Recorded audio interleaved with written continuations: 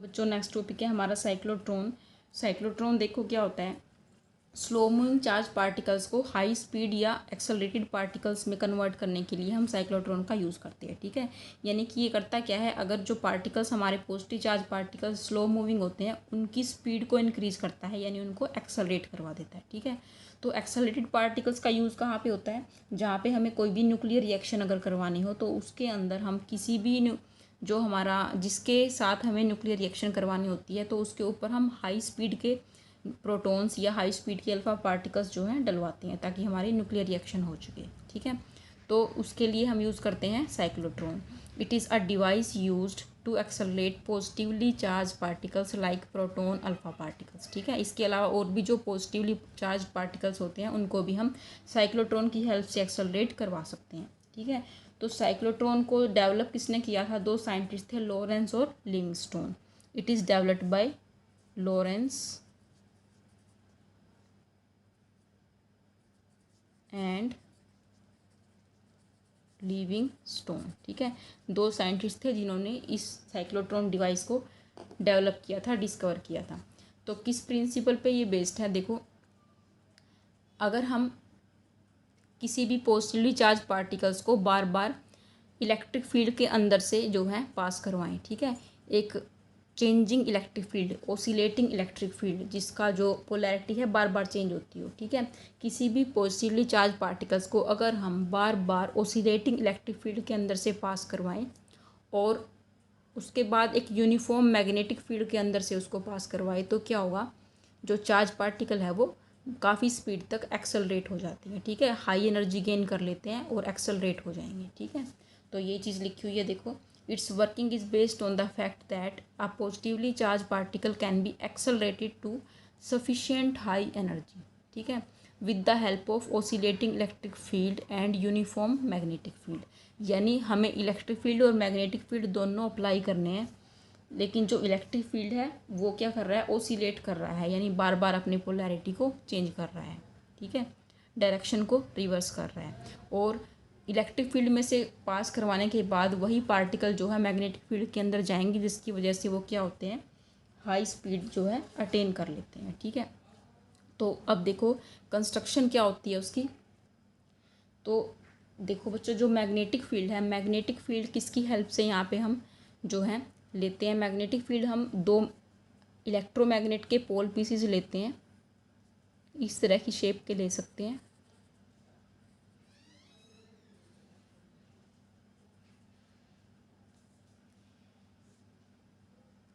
Magnet के दो दो pole pieces, this is north, और यहाँ पे ले लेंगे साउथ।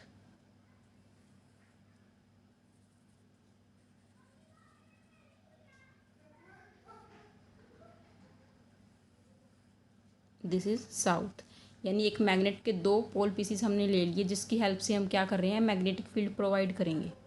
इसके अंदर क्या होते हैं, दो डी शेप के होलो मेटेलिक चैम्बर होते हैं, यानी दो ऐसे चैम्बर हम लेंगे जिनकी शेप जो है डी की होती है, जिनको डीज बोलते हैं।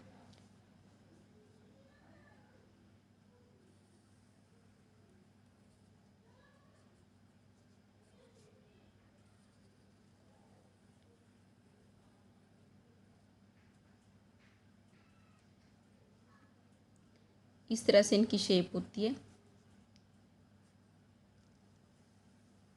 दोनों डीज के बीच में जो गैप है, यहाँ पे हम पॉजिटिवली चार्ज पार्टिकल को जो है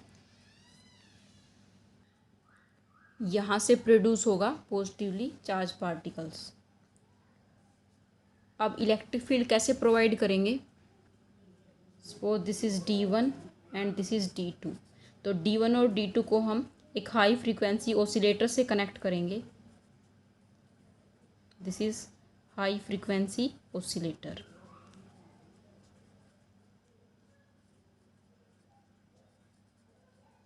हाई फ्रीक्वेंसी ऑसिलेटर से क्या होगा, ये जो डीज हैं इनकी पोलैरिटी चेंज होगी, यानी किसी पर्टिकुलर टाइम पे अगर ये पॉजिटिव है ये नेगेटिव है तो नेक्स्ट टाइम पे ये पॉजिटिव हो जाएगी, ये नेगेटिव। तो ये काम करता है कौन, हाई फ्रीक्वेंसी ऑसिलेटर। ठीक है, this is D1 and this is D2। अब देखो ये जो D1 D2 है ये कैसी होती हैं, दो डी शेप के जैसे कोई बर्तन ही ले लो, अंदर से खाली हो, ठीक है, अंदर से खाली है, यानी इनके अंदर क्या है, वैक्यूम है, इवैक्यूएटेड चैम्बर इनको हम बोलते हैं।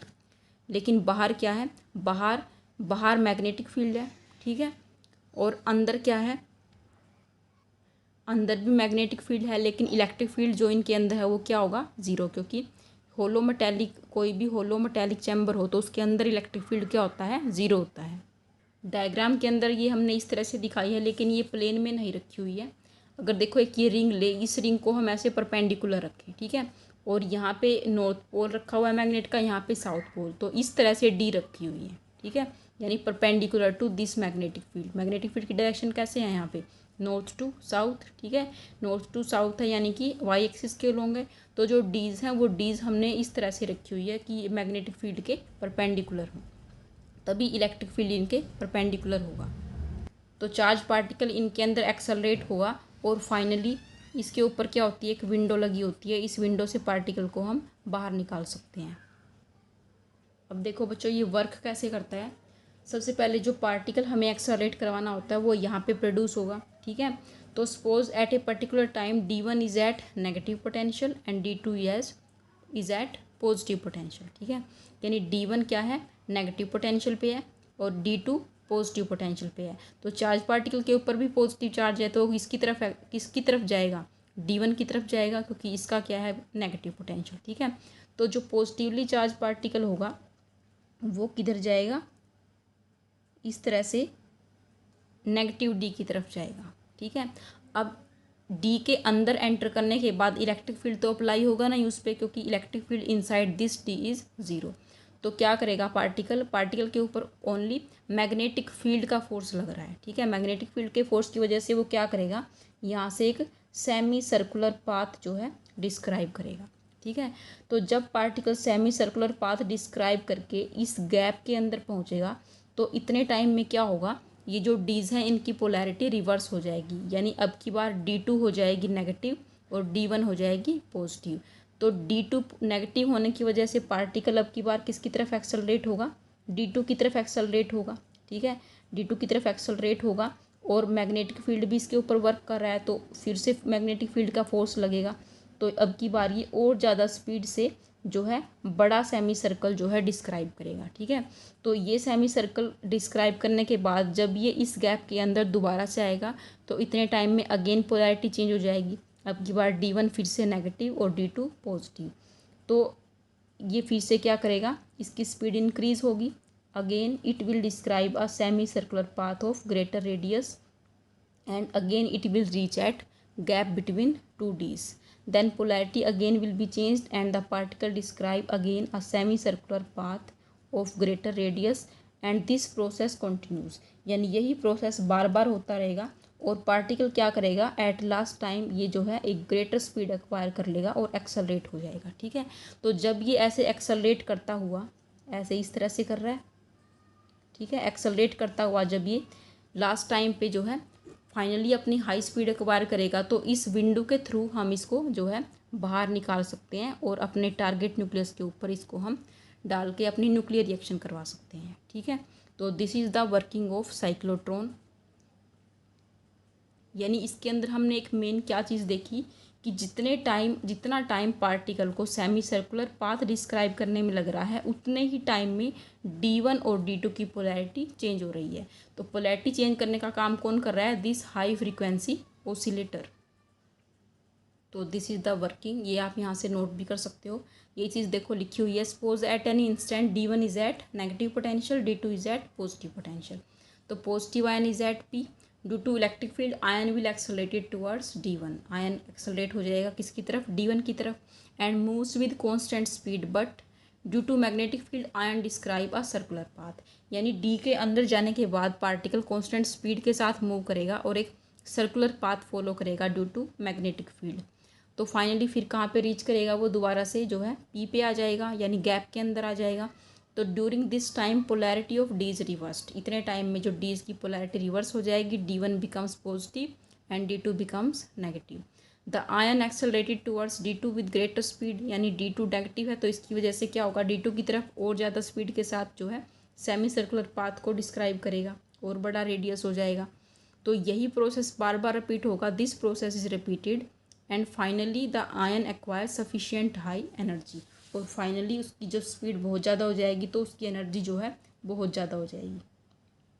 तो आयन सर्कुलर पाथ डिस्क्राइब कर रहा है, तो सर्कुलर पाथ किसकी वजह से डिस्क्राइब कर रहा है, क्योंकि उसके ऊपर मैग्नेटिक फील्ड का फोर्स लग रहा है। ठीक है, तो वैसे एक बात देखो, अगर जो कोई भी पार्टिकल सर्कुलर पाथ के अंदर रोटेट कर रहा है तो उसके लिए कौन सा फोर्स रिस्पॉन्सिबल होता है, सेंट्रीपिटल फोर्स। ठीक है, तो यानी देखो इस तरह से पार्टिकल रोटेट कर रहा है। ठीक है, तो पार्टिकल को इस पाथ में जो है रोटेट करवाने के लिए सेंट्रीपिटल फोर्स भी अप्लाई हो रहा है। ठीक है, और मैग्नेटिक फील्ड का फोर्स भी अप्लाई हो रहा है। तो दोनों फोर्स क्या होने चाहिए, इक्वल। दोनों फोर्स इक्वल हैं तभी तो पार्टिकल जो है इस तरह से रोटेट कर पा रहा है। ठीक है, तो सर्कुलर पाथ का रेडियस फाइंड आउट करने के लिए क्या करेंगे, जो सेंट्रीपिटल फोर्स है उसको हम इक्वल पुट कर देंगे force due to magnetic field. तो सबसे पहले हम फाइंड आउट करते हैं radius of semi circular path. Semi circular बोलेंगे क्योंकि एक डी के अंदर कैसा है, सेमी सर्कुलर पाथ है। तो रेडियस फाइंड आउट करने के लिए the centripetal force applied must be equal to force due to magnetic field. तो अगर हम सेमी सर्कुलर पाथ का रेडियस ले ले आर, तो सेंट्रीपिटल फोर्स कितना हो जाएगा, M V square upon R. V is the velocity of the ion. तो this centripetal force is equal to force due to magnetic field. Force due to magnetic field क्या होता है, force due to magnetic field क्या we B sine theta होता है। ठीक है, तो वेलोसिटी और बी, वी और बी में एंगल कितना है यहाँ पे 90 डिग्री का। ठीक है, पार्टिकल ऐसे घूम रहा है। ठीक है, मैग्नेटिक फील्ड इसके परपेंडिकुलर अप्लाई कर रहा है, तो साइन 90 की वैल्यू 1। तो कितना फोर्स आया, क्यू वी इंटू बी। तो क्यू वी बी जो फोर्स है वो किसके इक्वल हो जाएगा, M V square upon R. तो दिस वी से ये वी कैंसिल, तो यहाँ से फाइंड आउट कर सकते हैं हम आर की value. R is equal to M V upon Q और बी। ठीक है, this is the value of radius of semi circular path.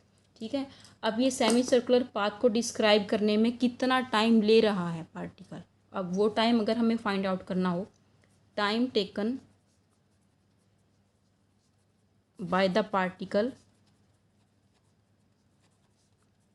To describe semi circular path.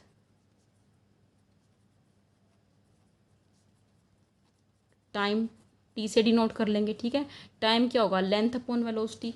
तो सर्कुलर पाथ का जो लेंथ है वो कितनी होती है, अगर आर रेडियस का हमारा सर्कुलर पाथ है तो सरकमफ्रेंस 2πr। ठीक है, अगर हम सेमी सर्कल की बात करें तो सरकमफ्रेंस कितना हो जाएगा, हाफ रह जाएगा, यानी कि πr हो जाएगा। ठीक है, तो ये क्या हो जाएगा, length of semi circular path यानी कि πr अपॉन वेलोसिटी v। ठीक है, put the value of R pi M V upon Q B. ठीक है, और डिवाइड बाय क्या आ जाएगा, वी। तो वी से भी क्या हो जाएगा, cancel. It is equal to pi M upon Q into B. Clear. तो यहाँ से देख रहे हैं कि जो टाइम है वो रेडियस पे डिपेंड नहीं करता, यानी चाहे कितना भी बड़ा सेमी सर्कुलर पाथ जो है पार्टिकल डिस्क्राइब कर रहा हो तो उसको टाइम उतना ही लगेगा जितना कि कम रेडियस में लग रहा था, क्योंकि रेडियस पे डिपेंड कर ही नहीं रहा है टाइम। ठीक है, चाहे बड़ा रेडियस उसको कंप्लीट करना हो, चाहे छोटे रेडियस का सर्कुलर उसको कंप्लीट करना हो, तो टाइम उसको सेम ही लगेगा। तो ये जो क्वांटिटी आई है ये कांस्टेंट क्वांटिटी है, पाई क्या है, कांस्टेंट। ठीक है, पार्टिकल का मास कांस्टेंट है, चार्ज भी कांस्टेंट है। ठीक है, और मैग्नेटिक फील्ड बी ये भी हमने अप्लाई किया है, इसकी वैल्यू भी नोन है। यानी अगर इसको ओवरऑल देखें तो ये एक हमारे पास क्या आया है, कांस्टेंट आया है। तो इसको हम लिख सकते हैं constant. Therefore time taken by the particle to describe a semi circular path is constant. जो नेक्स्ट फाइंड आउट करते हैं maximum energy of positive ion.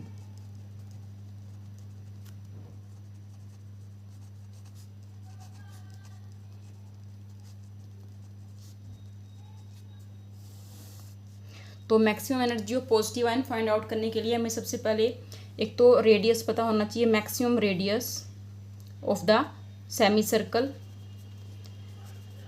हम मान लेते हैं let R naught is maximum radius of semi circular path. Okay, and V naught is the maximum velocity of positive ion.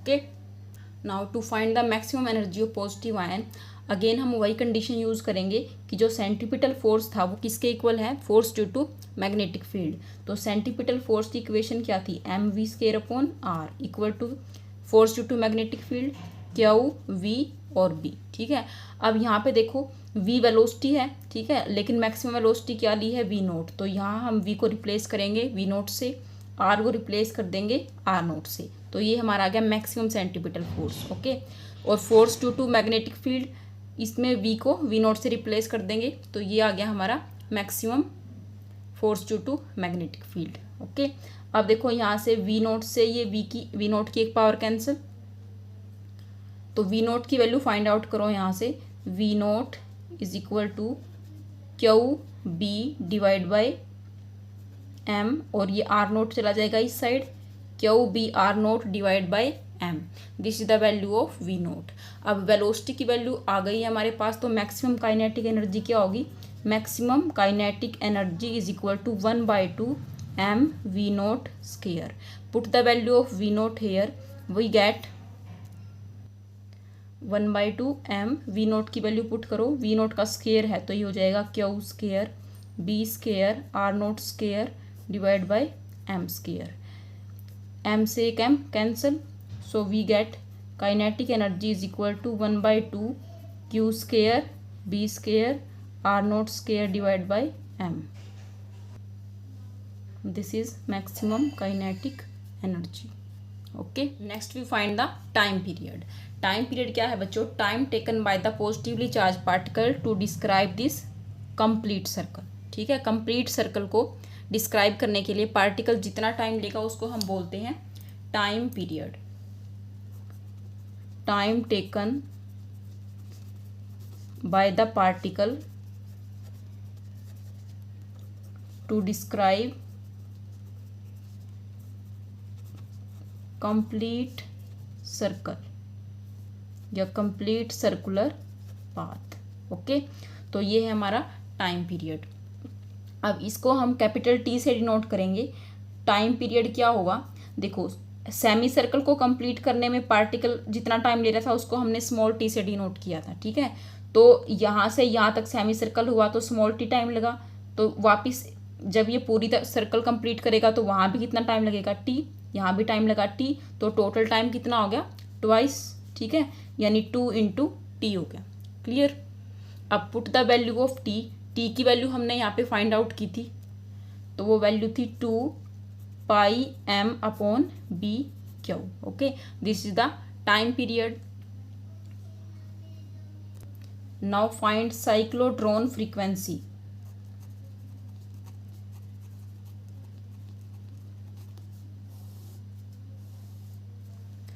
Cyclotron frequency क्या होती है, reciprocal of time period. ठीक है, new से डिनोट करते हैं, तो nu is equal to 1 time period.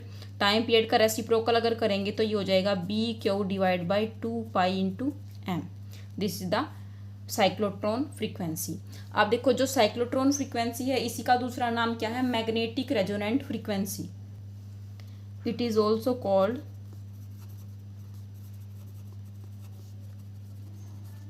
Magnetic resonant frequency. Okay, तो साइक्लोट्रॉन में रेजोनेंट कंडीशन कब होती है, देखो ये सपोज हमारी डीज हैं। ठीक है, तो पार्टिकल जब सर्कुलर पाथ डिस्क्राइब करके इस गैप के अंदर पहुंचता है, ठीक है, जितने टाइम में पार्टिकल सर्कुलर पाथ को डिस्क्राइब करके या सेमी सर्कुलर पाथ को डिस्क्राइब करके इस गैप के अंदर आता है, तो उतना ही टाइम में क्या होता है, इन डीज की जो पोलैरिटी है वो क्या हो जाती है, रिवर्स हो जाती है। ठीक है, यानी ये पॉजिटिव थी ये नेगेटिव थी, तो जब पार्टिकल अगेन एक सेमी सर्कल कंप्लीट करके इस गैप के अंदर आता है तो पोलैरिटी रिवर्स हो जाती है, अगेन ये पॉजिटिव हो जाती है ये नेगेटिव। ठीक है, तो ये दोनों टाइम क्या है, इक्वल। क्लियर, तो इस कंडीशन को हम बोलते हैं resonance condition. What is this resonance condition, when time taken by the particle to reach in the gap becomes equal to time of changing the polarity of Ds is called resonance condition। तो इस वजह से ये जो frequency हम find out कर रहे हैं इसको हम मैग्नेटिक रेजोनेंट फ्रीक्वेंसी भी कहते हैं। ठीक है, वैसे फ्रीक्वेंसी क्या है यहाँ पे, number of cycles completed in 1 second, यानी कि ये जितने सर्कल कंप्लीट कर रहा है 1 सेकेंड में, जितने सर्कल कंप्लीट करेगा उसको हम बोलते हैं साइक्लोट्रॉन फ्रीक्वेंसी। लिमिटेशंस क्या है साइक्लोट्रॉन की?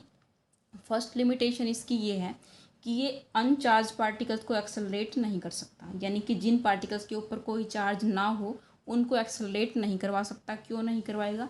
क्योंकि अगर पार्टिकल के ऊपर देखो चार्ज ही नहीं होगा तो ना तो वो पॉजिटिव की तरफ एक्सेलरेट होंगे ना वो नेगेटिव की तरफ एक्सेलरेट होंगे, क्योंकि पॉजिटिव नेगेटिव वहाँ पे बैलेंस है, अनचार्ज पार्टिकल है।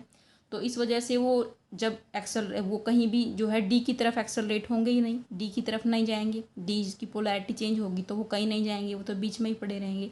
तो इस वजह से क्या होगा, जो अनचार्ज पार्टिकल्स हैं उनको साइक्लोट्रॉन से एक्सेलरेट हम नहीं करवा सकते। ठीक है, सेकेंड लिमिटेशन क्या होती है, positive charge particles can not be accelerated beyond a certain limit, यानी पॉजिटिव चार्ज पार्टिकल्स को भी हम एक पर्टिकुलर लिमिट तक ही एक्सेलरेट करवा सकते हैं, उससे ज़्यादा नहीं करवा सकते। अब ये क्यों है, इसका रीज़न क्या है? इसका रीज़न ये है, देखो अगर हम एक इक्वेशन लिखते हैं m equal to M naught divide by √1 minus V square upon C square. ठीक है, यहाँ पे m नोट क्या है, m naught is the rest mass of the particle. अब ये कहोगे कि रेस्ट मास क्या होता है? रेस्ट मास वो होता है कि जब पार्टिकल रेस्ट पे है, ठीक है, जब पार्टिकल रेस्ट पे है तो उसका मास कितना है। ठीक है, तो सिंपली इसके नाम से ही है इसकी डेफिनेशन कि रेस्ट मास वो मास है जब पार्टिकल रेस्ट पे होता है। ठीक है, तो m is equal to M naught 1 minus V square upon C square. v is the velocity of the particle, ठीक है, और c क्या है, वेलोसिटी ऑफ लाइट। ठीक है, तो इसके अकॉर्डिंग हम देखते हैं कि जब पार्टिकल एक्सेलरेट कर रहा होगा तो उसकी वेलोसिटी क्या होगी, इंक्रीज।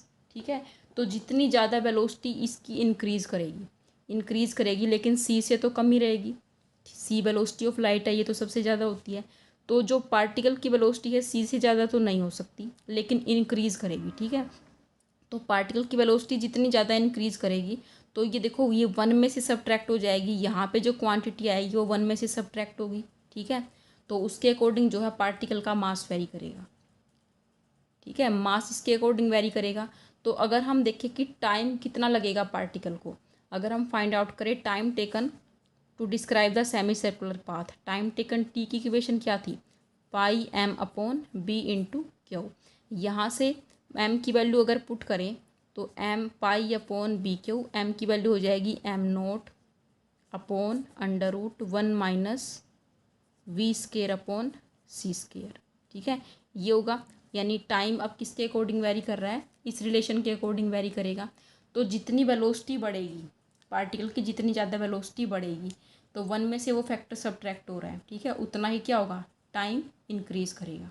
ठीक है, जितनी ज़्यादा पार्टिकल की वेलोसिटी होगी उतना ही ज़्यादा टाइम पार्टिकल को लगेगा सेमी सर्कल डिस्क्राइब करने में। क्यों, देखो इसको एक इक्वेशन से समझ सकते हैं। अगर हम देखो v की वैल्यू, हम कुछ वैल्यू ले लेते हैं, जैसे हम v की वैल्यू ले लेते हैं 2, ठीक है, और यानी v स्केयर की ले लेते हैं 2, और c वेलोसिटी ऑफ लाइट होती है, ठीक है, इसकी हम मान लेते हैं 3 है। ठीक है, वैसे तो c स्केयर है, ठीक है, c की वैल्यू हमारे पास 3 होती है, तो एग्जाम्पल के लिए है जस्ट ये v की वैल्यू 2 है और c ये जो c स्केयर है इसकी वैल्यू है 3। ठीक है, तो 1 माइनस 2/3 का अंडर रूट हो जाएगा। 1 माइनस 2/3 अगर करोगे तो कितना आ जाएगा, 1/3 का अंडर रूट। ठीक है, तो ये पूरी इक्वेशन 1/3 से डिवाइड हो जाएगी। ठीक है, तो 1/3 से डिवाइड आएगी तो टाइम की कुछ वैल्यू आएगी। ठीक है, नेक्स्ट टाइम जब ये जो वेलोसिटी है और ज़्यादा बढ़ जाएगी, तो वेलोसिटी अगर इंक्रीज़ होकर यहाँ पे होगी सपोज 2.5, ठीक है, 2.5 होगी तो अब की बार ज़्यादा सब्ट्रैक्ट होगा 1 में से, तो ये फैक्टर और कम हो जाएगा, यानी ये फैक्टर कम होगा तो टाइम क्या है, इंक्रीज़ होगा। यानी डिनोमिनेटर में अगर टर्म हमारी कम होती जा रही है तो टाइम क्या हो रहा है, इंक्रीज़। यानी इसका मीनिंग ये है कि जितने टाइम में डीज की पोलैरिटी रिवर्स होगी उससे ज़्यादा टाइम पार्टिकल को लगेगा गैप के बीच में आने में, यानी डीज की पोलैरिटी पहले रिवर्स हो जाएगी। ठीक है, और पार्टिकल बाद में पहुंचेगा गैप के अंदर, तो टाइम का मिसमैच हो जाएगा, तो वो जो है एक पर्टिकुलर टाइम पे एक्सेलरेट नहीं हो पाएगा। क्लियर, तो इसलिए ये लिमिटेशन है कि पार्टिकल्स को हम एक सर्टेन लिमिट से ज़्यादा एक्सेलरेट नहीं करवा सकते। तो पहला रीज़न तो ये हुआ कि कोई भी पार्टिकल सी वेलोसिटी से ज़्यादा वेलोसिटी के साथ नहीं चल सकता, ठीक है। दूसरा, अगर वो चल भी जाए, ठीक है, अगर वो चल भी जाए तो इस रिलेशन के अकॉर्डिंग जो है टाइम इंक्रीज़ हो जाएगा, वेलोसिटी बढ़ने से टाइम इंक्रीज़ हो जाएगा। तो टाइम इंक्रीज़ होने से पार्टिकल के गैप में आने का टाइम और डीज की पोलैरिटी रिवर्स होने का टाइम जो है मैच नहीं करेगा। तो मैच नहीं करेगा तो जो पार्टिकल है वो एक्सेलरेट नहीं हो पाएगा। This is the reason for second condition, ठीक है। थर्ड लिमिटेशन क्या है इसकी, electrons can not be accelerated by the cyclotron, यानी कि नेगेटिवली चार्ज पार्टिकल्स को ये एक्सेलरेट नहीं करता। तो इस reason for this is that कि जो इलेक्ट्रॉन्स होता है नेगेटिवली चार्ज पार्टिकल है, बहुत ही लाइट पार्टिकल भी है, ठीक है, इसका मास कम है। तो जितना ज़्यादा लाइट पार्टिकल है तो वेलोसिटी उसकी इंक्रीज़ करेगी ज़्यादा, ठीक है। मास कम है तो वेलोसिटी इंक्रीज़ करेगी। अब वेलोसिटी फिर से इसी रीजन के अकॉर्डिंग जो है इंक्रीज़ करेगी, ठीक है। इसी इक्वेशन के अकॉर्डिंग देखेंगे कि अगर ये वेलोसिटी इंक्रीज़ कर गई तो टाइम जो है इंक्रीज़ हो जाएगा, ठीक है। टाइम इंक्रीज़ होगा तो वही जो पार्टिकल के गैप में आने का टाइम है और जो डीज की पोलैरिटी रिवर्स होने का टाइम है, अगेन मैच नहीं करेगा। मैच नहीं करेगा तो एक्सेलरेट ही नहीं होगा इलेक्ट्रॉन, ठीक है। तो this is the reason for third condition, electrons can not be accelerated, या फिर हम लिख सकते हैं negatively charge particles can not be accelerated by cyclotron. So this is the topic of cyclotron. Okay, बहुत ही इम्पोर्टेंट टॉपिक है, ठीक है। 5 मार्क्स में ये टॉपिक आता है, तो इसको ध्यान से देखना, ठीक है, अच्छे से रिवाइज करना। ओके बच्चों, थैंक यू।